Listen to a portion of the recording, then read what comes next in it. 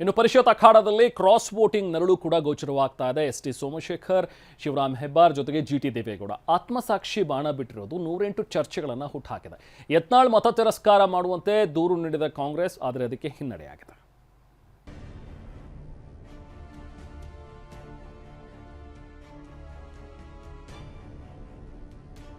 ಯಾರ್ಯಾರು ಹೆಂಗ್ ಮಾಡ್ತಾರೆ ಅಂತ ಯಾರು ಗೊತ್ತಾಯ್ತದೆ, ಅವ್ರವ್ರ ಆತ್ಮಸಾಕ್ಷಿ ಮಾಡಿರ್ತಾರೆ. ಕಾಂಗ್ರೆಸ್ನಿನ ಸನ್ಮಾನ್ಯ ಮುಖ್ಯಮಂತ್ರಿಗಳು, ಹಿಂದಿನ ಮುಖ್ಯಮಂತ್ರಿ ಎಲ್ಲ ಸೇರಿ ನಮ್ಗೆ ಕರೆದು ಮತದಾನ ಮಾಡಿ ಅಂತ ಕೇಳ್ಕೊಂಡಿದ್ದಾರೆ. ನಾವು ಆತ್ಮಸಾಕ್ಷಿ ಮತದಾನ ಮಾಡ್ತೇವೆ. ಸ್ಪಂದಿಸ್ತೀನಿ ಅಂತ ಹೇಳಿದ್ದಾರೆ. ನಾನು ಆತ್ಮಸಾಕ್ಷಿ ಮತ ಹಾಕಿದ್ದೇನೆ. ಪರಿಷತ್ ಅಖಾಡ ರಂಗೇರಿದೆ. ಮೇಲ್ಮನೆ ಮಲ್ಲಯುದ್ಧ ಗೆಲ್ಲೋಕೆ 3 ಪಕ್ಷಗಳಲ್ಲಿ ತಂತ್ರ ಪ್ರತಿತಂತ್ರಗಳ ಆಟ ಜೋರಾಗಿದೆ. 7 ಸ್ಥಾನಗಳಿಗೆ ಮತದಾನ ನಡೀತಾ ಇದ್ದು 8 ಅಭ್ಯರ್ಥಿಗಳು ಕಣದಲ್ಲಿದ್ದಾರೆ. ಜಿದ್ದಾಜಿದ್ದಿನ ಅಖಾಡದಲ್ಲಿ ಕಾಂಗ್ರೆಸ್ 5ಕ್ಕೆ5 ಅಭ್ಯರ್ಥಿಗಳನ್ನ ಗೆಲ್ಲಿಸಿಕೊಳ್ಳೋ ವಿಶ್ವಾಸದಲ್ಲಿದೆ. ಬಿಜೆಪಿ ಜೆಡಿಎಸ್ ಕೂಡ ತಮ್ಮ ಅಭ್ಯರ್ಥಿಗಳು ಗೆಲ್ತಾರೆ ಅನ್ನೋ ಭರವಸೆಯಲ್ಲಿವೆ.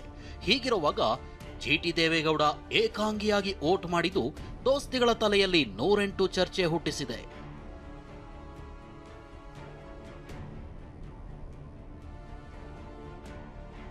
ಕಾಂಗ್ರೆಸ್ಗೆ ಆತ್ಮಸಾಕ್ಷಿಯ ಮತ ಹಾಕಿದ್ದೀನಿ ಎಂದ ಸೋಮಶೇಖರ್, ಬಿಜೆಪಿಯವರು ನಮ್ಮನ್ನ ಮತ ಹಾಕಿ ಅಂತ ಕೇಳಿಲ್ಲ ಎಂದ ಹೆಬ್ಬಾರ್. ಬಿಜೆಪಿ ಉಚ್ಚಾಟಿತ ಶಾಸಕರಾದ ಎಸ್ ಟಿ ಸೋಮಶೇಖರ್, ಶಿವರಾಮ್ ಹೆಬ್ಬಾರ್ ನಡೆ ಏನಿರಬಹುದು ಅಂತ ಎಲ್ರಿಗೂ ಒಂದು ಕುತೂಹಲ ಇತ್ತು. ಈ ಕುತೂಹಲಕ್ಕೆ ಖುದ್ದು ಎಸ್ ಟಿ ಸೋಮಶೇಖರ್, ಹೆಬ್ಬಾರ್ ಅವರೇ ತೆರೆ ಎಳೆದಿದ್ದಾರೆ. ವಿಧಾನಸೌಧದಲ್ಲಿ ಸಿಎಂ ಡಿಕೆ ಶಿವಕುಮಾರ್ರನ್ನ ಭೇಟಿ ಮಾಡಿದ ಬಳಿಕ ಮತದಾನಕ್ಕೆ ತೆರಳಿದ್ರು. ನಂತರ ಮಾತನಾಡಿದ ಸೋಮಶೇಖರ್, ಕಾಂಗ್ರೆಸ್ಗೆ ಆತ್ಮಸಾಕ್ಷಿಯ ಮತ ಹಾಕಿದ್ದೀನಿ ಅಂತ ಹೇಳಿದ್ರೆ ಹೆಬ್ಬಾರ್ ಕೂಡ ಆತ್ಮಸಾಕ್ಷಿ ಅನ್ನೋ ಮೂಲಕ ಬಿಜೆಪಿ ಕಥೆಗೆ ಫುಲ್ ಸ್ಟಾಪ್ ಇಟ್ಟಿದ್ದಾರೆ. ಮೂರು ಪಕ್ಷದಿಂದ ಅಭ್ಯರ್ಥಿಗಳ ಬಗ್ಗೆ ಯಾರಿಗೆ ಹಾಕಬೇಕು ಅಂತಕ್ಕಂಥದ್ದು ನಿನ್ನೆ ತನಕ ತೀರ್ಮಾನ ಮಾಡಿರಲಿಲ್ಲ. ಯಾರು ರಿಕ್ವೆಸ್ಟ್ ಮಾಡ್ತಾರೆ ಅಂತಕ್ಕಂಥದ್ದು ಬಿಜೆಪಿ ಜೆಡಿಎಸ್ ಇಬ್ಬರು ಕೂಡ ರಿಕ್ವೆಸ್ಟ್ ಮಾಡಲಿಲ್ಲ. ಮುಖ್ಯಮಂತ್ರಿಗಳು ನಿನ್ನೆ ಫೋನ್ ಮಾಡಿದರು, ಕರೆಸಿದ್ರು ಕೊಂಡ್ರಲ್ಲಾಗೆ. ಅಲ್ಲಿ ನಮ್ಮ ಅಭ್ಯರ್ಥಿಗೆ ಮತ ಹಾಕಬೇಕು ಅಂತ ಸಂದರ್ಭದಲ್ಲಿ ನಾನು ನಮ್ಮ ಕ್ಷೇತ್ರದ ಹಲವಾರು ಸಮಸ್ಯೆಗಳ ಬಗ್ಗೆ ಅವ್ರ ಗಮನಕ್ಕೆ ತಂದಿದ್ದೇನೆ. ಈ ಸಮಸ್ಯೆಗಳನ್ನ ತಾವು ಬಗೆಹರಿಸಿದ್ರೆ 100% ನಿಮ್ಮ ಹೇಳಿದಂಥ ಅಭ್ಯರ್ಥಿಗೆ ನಾನು ಮತ ಹಾಕ್ತೀನಿ ಆತ್ಮಸಾಕ್ಷಿಯಾಗಿ ಅಂತ ಹೇಳಿದ್ದೇನೆ. ಅವರು ಕೂಡ ಹಂತ ಹಂತವಾಗಿ ನಿಮ್ಮ ಕ್ಷೇತ್ರದ ಸಮಸ್ಯೆಗಳನ್ನು ಬಗೆಹರಿಸ್ತೀನಿ ಅಂತ ಹೇಳಿದ್ದಾರೆ. ನಾನು ಕೂಡ ಸ್ಪಂದಿಸಿದ್ದೀನಿ. ಆತ್ಮಸಾಕ್ಷಿಯ ಮತವನ್ನು ಸೋಮಶೇಖರ್ ಅವರು ಕಾಂಗ್ರೆಸ್ಸಿಗೆ ಹಾಕಿದ್ದಾರೆ. ಹಾಗಾದರೆ ನಮ್ಮ ಆತ್ಮಸಾಕ್ಷಿ ಮತದಾನವನ್ನು ನಾವು ಮಾಡ್ತೇವೆ. ನಮಗೆ ನೋವಾಗಿರ್ತಕ್ಕಂಥದ್ದು ಕನಿಷ್ಠ ಪಕ್ಷ ನಾವು ಬಿಜೆಪಿಯಿಂದ ಗೆದ್ದವು. ಯಾವುದೋ ಕಾರಣಕ್ಕೆ ನಮ್ಮನ್ನು ಉಚ್ಚಾಟನೆ ಮಾಡಿ ನಮ್ಮನ್ನು ಸೋಮಶೇಖರನ್ನು ಮತ್ತು ಬಸವನಗೌಡ ಪಾಟೀಲ್ ಯತ್ನಾಳನ್ನ ಸೌಜನ್ಯಕ್ಕಾದೋ ಮತ ಕೇಳ್ತಾ ಅಂತ ಅಂದುಕೊಂಡಿದ್ವಿ ನಾವು. ಆದರೆ ಸೌಜನ್ಯಕ್ಕೂ ಮತ ಕೇಳ್ತಕ್ಕಂಥ ಔದಾರ್ಯತೆ ನಾವು ತೋರಿಲ್ಲ. JDSನವ್ರಿಗೆ ನಾವು ಮತ ಹಾಕ್ತಕ್ಕಂಥ ಪ್ರಶ್ನೆ ಉದ್ಭವವಾಗದೇ ಇಲ್ಲ. ಅವು ನಾವು ಮಾತು ಆಡಿಸಿಲ್ಲ. ಸೋಮಶೇಖರ್, ಹೆಬ್ಬಾರ್ ಇಬ್ರು ನಮ್ಮ ಜೊತೆಗಿಲ್ಲವೆಂದ ಅಶೋಕ್. ಸೋಮಶೇಖರ್, ಹೆಬ್ಬಾರ್ ನಮ್ಮ ಪಕ್ಷದ ಭಾಗ ಎಂದ ಸಚಿವ ಸತೀಶ್. ಉಚ್ಚಾಟಿತ ಶಾಸಕರ ಬಗ್ಗೆ ರಿಯಾಕ್ಟ್ ಮಾಡಿದ ವಿಪಕ್ಷ ನಾಯಕ ಅಶೋಕ್, ಸೋಮಶೇಖರ್, ಹೆಬ್ಬಾರ್ ಕಾಂಗ್ರೆಸ್ ಜೊತೆ ಇದ್ದಾರೆ, ಇಬ್ರು ಕೂಡ ನಮ್ಮ ಜೊತೆಗಿಲ್ಲ, ಅವ್ರ ನಿರ್ಧಾರ ಅವ್ರಿಗೆ ಬಿಟ್ಟಿದ್ದು ಅಂದ್ರು. ಸತೀಶ್ ಜಾರಕಿಹೊಳಿ ಮಾತನಾಡಿ, ಸೋಮಶೇಖರ್, ಹೆಬ್ಬಾರ್ ನಮ್ಮ ಪಕ್ಷದ ಭಾಗ ಅಂತ ಹೇಳಿದ್ದಾರೆ.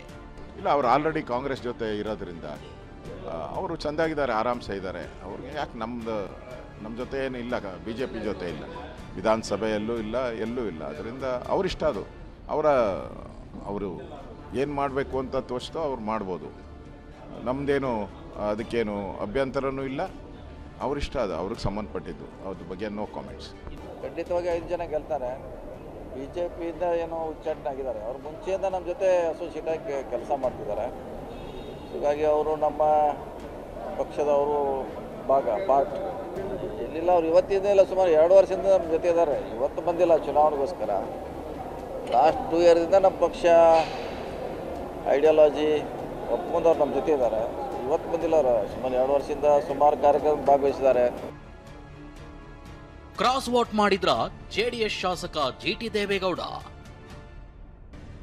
ಇತ್ತ ಜೆಡಿಎಸ್ ಶಾಸಕ ಜಿಟಿ ದೇವೇಗೌಡ ನಡೆಯೇ ತೀವ್ರ ಕುತೂಹಲ ಮೂಡಿಸಿದೆ. ವಿಧಾನಸೌಧಕ್ಕೆ ಮೊದಲು ಮತದಾನ ಮಾಡೋಕೆ ಬಂದಾಗ ಏಕಾಂಗಿಯಾಗಿಯೇ ಬಂದ್ರು. ಬಳಿಕ ಯಾರ ಸಂಪರ್ಕಕ್ಕೂ ಸಿಕ್ಕಿಲ್ಲ. ಮತದಾನದ ಬಳಿಕ ಪ್ರತಿಕ್ರಿಯೆ ನೀಡಿದ ಜಿಟಿಡಿ, ನಾನು ಆತ್ಮಸಾಕ್ಷಿ ಪ್ರಕಾರ ಮತ ಹಾಕಿದ್ದೀನಿ ಅಂದಿದ್ದಾರೆ. ಈ ಬಗ್ಗೆ ಪುತ್ರನನ್ನ ಕೇಳಿದ್ರೆ ನಾವು 18 ಶಾಸಕರು ಜೆಡಿಎಸ್ಗೆ ಮತ ಹಾಕಿದೀವಿ ಅಂತಿದ್ದಾರೆ. ಯಾರ್ಯಾರು ಹೆಂಗ್ ಮಾಡ್ತಾರೆ ಅಂತ ಯಾರು ಗೊತ್ತಾಯ್ತದೆ, ಅವ್ರವ್ರ ಆತ್ಮಸಾಕ್ಷಿ ಮಾಡಿರ್ತಾರೆ, ಆಮೇಲೆ ಗೊತ್ತಾಗೋದಲ್ವಾ. ನಾವಂತೂ ಮಾಡಿದ್ವಿ ಅಷ್ಟೇ. ನೀವು ನಿಮ್ಮ ಆತ್ಮಸಾಕ್ಷಿ ಪ್ರಕಾರ ಮತದಾನ ಮಾಡಿದ್ವಿ ಅಷ್ಟೇ. ಓಕೆ, ನೀವು ಅವ್ರನ್ನೇ ಕೇಳಬೇಕು. ಆದ್ರಿಂದ ಈ ಪ್ರಶ್ನೆ ನಾನು ಹೇಳ್ತಕ್ಕಂಥದ್ದು ಇಷ್ಟೇ, ನಮ್ಮ JDS ಪಕ್ಷದ ವತಿಯಿಂದ ನಾವೆಲ್ಲ 18 ಜನ ಒಟ್ಟಾಗಿದ್ದೀವಿ. ಒಟ್ಟಾಗಿ JDS ಪಕ್ಷಕ್ಕೆ ಮತದಾನ, ಗೋವಿಂದರಾಜರಿಗೆ ಮತದಾನ ಮಾಡಿದ್ದೀವಿ. ನಾವು ಒಟ್ಟಾರೆಯಾಗಿ JDS ಪಕ್ಷದ ಅಭ್ಯರ್ಥಿಗೆ ನಾನು ಹೇಳ್ತಾ ಇದ್ದೀನಲ್ಲ, ನಾನು ಒಟ್ಟಾರೆಯಾಗಿ ಎಲ್ಲ ಮಾತಾಡಿದೀವಿ, ನಾವೆಲ್ಲ ಒಟ್ಟಾಗಿದ್ದೀವಿ. ನಮಸ್ಕಾರ.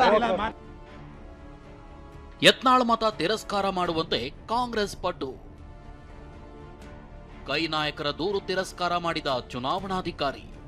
ನಿನ್ನೆಯಷ್ಟೇ ಬಸನಗೌಡ ಪಾಟೀಲ್ ಯತ್ನಾಳ್ ತಾನು ಬಿಜೆಪಿಗೆ ಮತ ಹಾಕುವುದಾಗಿ ಬಿಜೆಪಿ ರಾಷ್ಟ್ರೀಯ ಅಧ್ಯಕ್ಷರಿಗೆ ಪತ್ರ ಬರೆದಿದ್ರು. ಇದೇ ವಿಚಾರ ಇಟ್ಕೊಂಡು ಕಾಂಗ್ರೆಸ್ ಆಕ್ರೋಶ ವ್ಯಕ್ತಪಡಿಸಿತ್ತು. ಬಿಕೆ ಹರಿಪ್ರಸಾದ್, ಉಗ್ರಪ್ಪ, ರಾಯರೆಡ್ಡಿ ಸೇರಿದಂತೆ ಹಲವು ನಾಯಕರ ನೇತೃತ್ವದಲ್ಲಿ ಯತ್ನಾಳ್ ಮತ ತಿರಸ್ಕಾರ ಮಾಡುವಂತೆ ಚುನಾವಣಾಧಿಕಾರಿಗೆ ದೂರು ಕೂಡ ನೀಡಿದ್ರು. ಕಾಂಗ್ರೆಸ್ ನಾಯಕರ ದೂರು ತಿರಸ್ಕಾರ ಮಾಡಿದ ಚುನಾವಣಾಧಿಕಾರಿ ಮತದಾನಕ್ಕೆ ಅವಕಾಶ ನೀಡಿದ್ದಾರೆ. ಅವರು ದೂರು ಯಾವಾಗಲೂ ಕೊಟ್ಕೋತ ಇರ್ತಾರೆ. ಉಗ್ರಪ್ಪ ಅಂದ್ರೆ ದೂರು ಕೊಡೋದು ತಪ್ಪ. ಅವ್ರ ಹೆಸರು ಚೇಂಜ್ ಮಾಡಬೇಕು. ಅವ್ರ ದೂರಿಗೆ ಯಾವುದೇ ಅದಕ್ಕೇನು ಇಲ್ಲೇ ಇಲ್ಲ. ಅವರು ಹೆಂಗೆ ವಕೀಲರಾಗ್ಯಾರೋ ಏನೋ ಗೊತ್ತಿಲ್ಲ. ಸುಮ್ಮ ಉಗ್ರಪ್ಪ ಅಂತ ಹೆಸರು ಹೊಟ್ಟರೆ ಉಗ್ರವಾಗಿ ಒಂದು ದೂರು ಕೊಡ್ತಾರೆ. ಅವ್ರ ಹಿಂದೆ DS ಶಂಕರಮೂರ್ತಿ ಅವ್ರನ್ನ ಇಳಿಸ್ತಾನಂತ ವಿಶ್ವಾಸ ತಂದಿದ್ರು ವಿಧಾನ ಪರಿಷತ್ನಾಗ. ನನ್ನ ಮತದಿಂದ ಶಂಕರಮೂರ್ತಿ ಅವ್ರು ಉಳಿದ್ರು. ಅವಾಗೆಲ್ಲ ಉಗ್ರ ಅವತಾರ ತಾಳಿದ್ರು. ಯಾರು ಉಗ್ರ ಅವತಾರ ಯಾರು ಕೇಳ್ತಾರೆ? ನರಸಿಂಹದೇವರಿಗೆ ಒಂದೇ ಉಗ್ರ ತಾಳಕ್ಕೆ ಬರ್ತದೆ, ಉಗ್ರದವ್ರು ಉಗ್ರಪ್ಪಗಳಿಗೆ. ಕಾಂಗ್ರೆಸ್ಗೆ ಮತ ಹಾಕಿದವರಿಗೆ ಮುಂದಿನ ಚುನಾವಣೆಯಲ್ಲಿ ಟಿಕೆಟ್. ಕಾಂಗ್ರೆಸ್ ಬಲ ಸದ್ಯ 135 ಶಾಸಕರ ಜೊತೆಗೆ ಪಕ್ಷೇತರ ಶಾಸಕರಾದ ಲತಾ ಮಲ್ಲಿಕಾರ್ಜುನ್, KH ಪುಟ್ಟಸ್ವಾಮಿಗೌಡ, ಸರ್ವೋದಯ ಪಕ್ಷದ ದರ್ಶನ್ ಪುಟ್ಟಣ್ಣಯ್ಯ ಬೆಂಬಲವಂತೂ ಸಿಕ್ಕಿದೆ. ಬಿಜೆಪಿ ಉಚ್ಚಾಟಿತ ಶಾಸಕರು ಕಾಂಗ್ರೆಸ್ ಪರವೇ ನಿಂತಿದ್ದಾರೆ. GT ದೇವೇಗೌಡರು ಕೂಡ ಕಾಂಗ್ರೆಸ್ಗೆ ಮತ ನೀಡಿದ್ರೆ ಕೈಪಡೆಗೆ ವರದಾನವಾಗಲಿದೆ. ಒಟ್ಟು 141 ಮತಗಳು ಸಿಗಲಿದ್ದು ಕಾಂಗ್ರೆಸ್ನ 5 ಅಭ್ಯರ್ಥಿಗಳು ಸುಲಭವಾಗಿ ಗೆಲ್ಲಲಿದ್ದಾರೆ. ಕಾಂಗ್ರೆಸ್ನ ಅಭ್ಯರ್ಥಿಗೆ ಮತ ಹಾಕಿದವರಿಗೆ ಮುಂದಿನ ಚುನಾವಣೆಯಲ್ಲಿ ಕಾಂಗ್ರೆಸ್ ಟಿಕೆಟ್ ನೀಡೋ ಅಭಯ ನೀಡಿದೆಯಂತೆ. ಕಾಂಗ್ರೆಸ್ ಟಿಕೆಟ್ ಸಿಗೋ ಅಭಯದ ಮೇಲೆ ವಿನಯ್ ಕಾರ್ತಿಕ್ಗೆ GT ದೇವೇಗೌಡ, ST ಸೋಮಶೇಖರ್, ಹೆಬ್ಬಾರ್ ಮತ ನೀಡಿರೋ ಸಾಧ್ಯತೆ ಇದೆ. ನನ್ನ ಜೊತೆ 224 ಜನನು ನನ್ನ ಜೊತೆ ಭಾಳ ಆತ್ಮೀಯರಿದ್ದಾರಪ್ಪ. ನಾನು ಚೀಫ್ ಮಿನಿಸ್ಟರ್ ಆಗಿರೋದು 224 ಜನ ಶಾಸಕರಿಗೆ ಚೀಫ್ ಮಿನಿಸ್ಟರ್ ಆಗಿದ್ದೇನೆ ಹೊರತು ನಾನು BJP ಅವರಿಗೆ, ಕಾಂಗ್ರೆಸ್ ಅವರಿಗೆ, ದಳದವ್ರಿಗೆ ಅಂತ ಅಲ್ಲ. ಎಲ್ಲರೂ ನನ್ನ ಬ್ರದರ್ಸ್ ಅವರಿಗೆ. ಹೀಗಾಗಿಯೇ ನಾವು 5ಕ್ಕೆ 5 ಗೆಲ್ತೀವಿ, ಸಂಜೆ ಸಂಭ್ರಮ ಮಾಡ್ತೀವಿ ಅಂತ ಕೈಪಡೆ ಹುಮ್ಮಸ್ಸಿನಲ್ಲಿದೆ. ಇವತ್ತು ಸಾಯಂಕಾಲ ರಿಸಲ್ಟ್ ತಮ್ಮ ಎದುರುಗಡೆ ಬರುತ್ತೆ. 5ಕ್ಕೆ 5 ಸೀಟು, ಅದರಲ್ಲೂ ಸ್ಪೆಷಲಿ 5ನೇ ಸೀಟ್ ಹತ್ರ ಖಂಡಿತವಾಗ್ಲೂ ಆರಿಸಿ ಬರುತ್ತೆ. ಕಾಂಗ್ರೆಸ್ ಪಕ್ಷದ ವಿಧಾನ ಪರಿಷತ್ಗೆ ಹೋಗ್ತಾ ಇರುವಂಥ 5 ಸದಸ್ಯರು ಕೂಡ ಆರಿಸಿ ಬರ್ತಾರೆ, ಗೆದ್ದು ಬರ್ತಾರೆ. ಅಡ್ಡ ಮತ ಹಾಕಿದ್ರೆ ಅದು BJP ಮತ್ತು ಜನತಾದಳದಲ್ಲಿ ನಮ್ಮ 5 ಕ್ಯಾಂಡಿಡೇಟ್ಗಳು 4 ಗಂಟೆಗೆ ನಿಮ್ಮ ರಿಸಲ್ಟ್ ಗೊತ್ತಾಗುತ್ತೆ. 100ಕ್ಕೆ 100 ನಾವು ಗೆಲ್ತೀವಿ. ಖಂಡಿತವಾಗಿ 5 ಜನ ಗೆಲ್ತಾರೆ. BJPಯಿಂದ ಏನೋ ಉಚ್ಚಾಟನಾಗಿದ್ದಾರೆ. ಅವ್ರು ಮುಂಚೆಯಿಂದ ನಮ್ಮ ಜೊತೆ ಅಸೋಸಿಯೇಟ್ ಆಗಿ ಕೆಲಸ ಮಾಡ್ತಿದ್ದಾರೆ. ಹೀಗಾಗಿ ಅವರು ನಮ್ಮ ಪಕ್ಷದವರು ಪಾರ್ಟ್ ಇಲ್ಲಿಲ್ಲ. ಅವ್ರು ಇವತ್ತಿಂದ ಇಲ್ಲ, ಸುಮಾರು 2 ವರ್ಷದಿಂದ ನಮ್ಮ ಜೊತೆ ಇದ್ದಾರೆ. ಇವತ್ತು ಬಂದಿಲ್ಲ ಚುನಾವಣೆಗೋಸ್ಕರ. 100ಕ್ಕೆ 1000 ಟೈಮ್ ಬೇಕಾದರೆ ಹೇಳ್ಬೋದು. ಈಗಾಗಲೇ ನೀವೇ ರಿಪೋರ್ಟ್ ಮಾಡಿದಿರಿ. ಸರ್ಪ್ಲಸ್ ವೋಟ್ ಏನು BJPಲಿ ಇತ್ತಲ್ಲ, ಅದರಲ್ಲಿ ಅವ್ರು ಮತ್ತೆ ರೀಡಿವೈಡ್ ಮಾಡಿ 29ರಿಂದ 30ಕ್ಕೆ ಹೋಗಿದ್ದಾರೆ. ಓನ್ಲಿ 2 ಸರ್ಪ್ಲಸ್ ವೋಟ್ ಮಾತ್ರ BJPಗೂ JDSಗೆ ಬರ್ತದೆ. ಅದರಿಂದ ಎಲೆಕ್ಷನ್ನೇ ಇಲ್ಲ. ಯಾರ್ಯಾರು ನಮ್ಮ ಕಾಂಗ್ರೆಸ್ ಅಭ್ಯರ್ಥಿಗಳೆಲ್ಲ ಎಲ್ಲರೂ ಕೂಡ ಗೆಲ್ತಾರೆ, ಅದರಲ್ಲಿ ಅನುಮಾನನೇ ಮಾಡಿಕೊಡಬೇಕು.